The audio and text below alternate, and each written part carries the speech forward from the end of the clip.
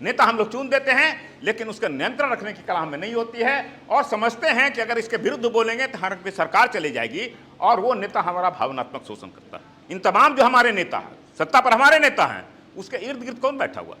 वही सामंती समाज बैठा हुआ है। कल तक वो शासन में था। अब तीसरा दौर की लड़ाई है साथियों। शंभू जी उस काम के लिए आए हैं कि शासन पर हम बैठेंगे और सुनवाई मेरी होगी। यह नहीं कि शासन हमको जिता दिए और जिता देना हम संसद में चाहे नहीं, शासन पर हम बैठेंगे और हमारे इर्द गिर्द हमारा समाज के लोग बैठेगा, दलित बैठेगा, पिछड़ा बैठेगा, बहुजन बैठेगा। नेता वो होता है जो होना चाहिए वो करा दे। शंभू बाबू उस काम के लिए आए हैं। शंभू बाबू इसलिए आए हैं कि चीजें बदली है बिहार में। बिहार में वही बिहार नहीं जो आजादी के पहले का बिहार था। अब बिहार के आपको सामाजिक न्याय संघर्ष को अगर आपको देखना है तो 3 चरण में आप कर सकते हैं। आजादी के पहले एक त्रिवेणी संघ बना था और उसने उस समय जो सामंतों का दबदबा था, पिछड़ों का जो स्थिति थी, वो बहुत बड़ा गैप था। कोई सोच नहीं सकता था कि उसके विरुद्ध बोला जा सकता है। इसके बावजूद भी एक जमात बना और उसको चुनौती दिया और उसमें त्रिवेणी संघ नाम पड़ा। उसमें दलित, पिछड़ा समाज तमाम लोग थे और उसमें बहुतों की हत्या हुई और पहला शिकस्त दिया उसने, पहला चैलेंज दिया। जाने गई लेकिन चीजें बदली। उसके बाद आजादी मिली, समाजवादी आंदोलन, वामपंथी आंदोलन चला, बहुत जाने गई, बहुत संघर्ष हुआ। आप देखे होंगे जहानाबाद में कत्लेआम हुआ, बाकी जगह में कत्लेआम हुआ। अंजाम क्या हुआ? चीजें बदली। बाद में 78 में आई है कर्पूरी जी के साथ शासन काल में कर्पूरी जी ने आरक्षण लागू किया, ताकतवर और हुआ। ये जमात, दलित पिछड़ा जमात और ताकतवर हुआ। और जब उन्होंने आरक्षण लागू किया तो क्या नारा लगा? ये आरक्षण कहां से आई? कर्पूरी की माय भी आई। ये नारा लगा था साथियों। आप लोगों नहीं होंगे, लेकिन हम लोगों ने उसमें छात्र जीवन में थे और वो संघर्ष हुआ कॉलेज में और कार्यालय में। और अंजाम क्या हुआ कि उन तमाम शक्तियों को कॉलेज में और कार्यालय में करारा पहला शिकस्त दिया गया, सामूहिक शिकस्त दिया गया और उसके हिम्मत को तोड़ दिया गया। वहां से आपका ताकत और आगे बढ़ा। उसके बाद आई ये मंडल आंदोलन 90 का। इन्फेंट्री बात हुई, रोड पर लड़ाई हुआ, अगलो पिछलों का सीधा सीधा संघर्ष हुआ और अंजाम क्या हुआ? पिछड़ों का सरकार बना और 30 वर्षों से यहां पिछड़ों का सरकार है। यह सही बात है कि 30 वर्षों के पिछले के सरकार के बावजूद भी दलित पिछड़ा समाज अपने आप को उपेक्षित महसूस कर रहा है। वजह कि जब हमारी सरकार बनी तो हम निश्चित सा हो गए। अगर सरकार पर हम किसी को बेचते हैं, हमारा प्रतिनिधि भी जाता है, तो उस पर नियंत्रण रखने की कला हमें होनी चाहिए। चाहे भूमियार हो या राजपूत अपने नेता को जिताता है तो उस पर नियंत्रण रखने का उसमें कला भी उसमें है। उसको दबाव में रखता है और उसको विवश करता है कि तुमको मेरी बात को समझना पड़ेगा, सुनना पड़ेगा, और नहीं सुनोगे तो तुम्हारी खैरियत नहीं है। इसमें हम पिछड़ से जाते हैं। नेता हम लोग चुन देते हैं, लेकिन उसका नियंत्रण रखने की कला हमें नहीं होती है और समझते हैं कि अगर इसके विरुद्ध बोलेंगे तो हमारी सरकार चली जाएगी और वो नेता हमारा भावनात्मक शोषण करता है। लालू जी ने भी यही किया, नीतीश जी ने यही किया, रामविलास जी ने यही किया। और क्या हो गया? ये सामाजिक आंदोलन से बनी हुई सरकार जो थी, जो परिवारवाद में चला गया, स्वार्थवाद में चला गया और हम कमजोर हो गए। और जब हम कमजोर हो गए तो हम उपेक्षित हो गए। और उनके इर्द गिर्द देखे, इन तमाम जो हमारे नेता हैं, सत्ता पर हमारे नेता हैं, उसके इर्द गिर्द कौन बैठा हुआ है? वही सामंती समाज बैठा हुआ है। कल तक वो शासन में था। जब श्री बाबू का दौर था, महेश बाबू का दौर था, अनुग्रह बाबू का दौर था, तो शासन में वो था, उसके इर्द गिर्द हमारे नेता बैठे थे, लेकिन उनकी वो अहमियत नहीं थी। और जब सत्ता बदला तो सिर्फ पर हमारा नेता बैठा हुआ है और चारों इर्द गिर्द वो बैठा हुआ है, शासन वो चला रहा है और हम उपेक्षित रहेंगे। अब मामला ये दूसरा दौर हुआ। अब तीसरा दौर की लड़ाई है साथियों। शंभू जी उस काम के लिए आए हैं कि शासन पर हम बैठेंगे और सुनवाई मेरी होगी। यह नहीं कि शासन हमको जिता दिए और जिता देना हम संसद में चाहे नहीं, शासन पर हम बैठेंगे और हमारे इर्द गिर्द हमारा समाज के लोग बैठेगा, दलित बैठेगा, पिछड़ा बैठेगा, बहुजन बैठेगा। ये तीसरे दौर की लड़ाई है और उसका वाहक के रूप में संभव हुआ है। और जो इनको हम लोगों ने देखा, इनको हम लोग समझा, इनको हमने परखा, तो जो हम लोग चिंतित थे, जिस बात का आप लोग कर रहे हैं, इसकी चिंता हमें थी। और इसी चिंता के तहत 1 साल 1.5 साल पहले हम लोगों ने एक अभियान चलाया, खासकर अपने समाज को संगठित करने का। 94 में हम लोगों ने जब एक अभियान चलाया था तो 94 में कुर्मी चेतना एक रैली हुई थी, संभवतः आप लोगों ने सुना होगा। और कुर्मी चेतना रैली इतनी बड़ी रैली हुई थी जिसने देश की राजनीति को और दिशा बदल दी, जैसा राठौड़ जी ने कहा।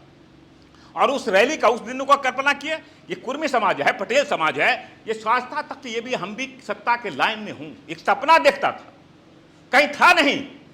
और जब हम लोगों ने सोचा कि इसको वहां तक इसको प्राप्त करना है, तो जब कुर्मी रैली का हम लोगों ने कंसेप्ट लेकर नीतीश जी के पास गए, तो उन्होंने कहा, हम लोग 4-5 आदमी थे सिर्फ, और को हम लोगों ने निर्णय लिया कि इतनी बड़ी रैली करेंगे, गांधी मैदान भर देंगे और उससे राजनीतिक ताकत मिलेगा, उससे हम सामाजिक राजनीतिक परिवर्तन कर देंगे। और जब इस प्रस्ताव लेके उस समय के सबसे बड़े नेता थे नीतीश जी के पास हम लोग गए, तो कहा कि आप लोग को दिन में भी तारा दिखाई पड़ रहा है क्या? हम कहे कैसे? कहा कि आप कहते हैं कुर्मी समाज से हम रैली गांधी मैदान भर देंगे, सारे नेता हम लोग जुड़ जाते हैं जो तो गांधी मैदान भरता नहीं है।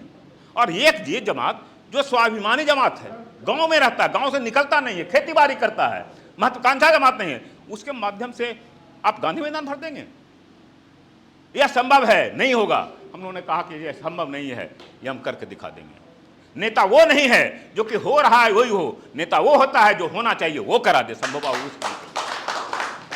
उस काम के लिए आए हैं कि जो अभी चल रहा है परिस्थिति उसको बदलने के लिए आए हैं। और कुर्मी रैली हुई, उसकी पृष्ठभूमि हम लोगों ने तैयार किया लमजोर कर, और वो हुई, और उस रैली ने असंभव काम किया, देश की राजनीतिक दिशा बदल दिया। अभी तीसरा जो दौर है, लालू जी का शासन, रामविलास का दौर, और तेजस्वी को उसके बाद आ रहे हैं। परिवारवाद का डायनेस्टी है, क्या उसमें हो सकता है वो दबदबा? नहीं होगा।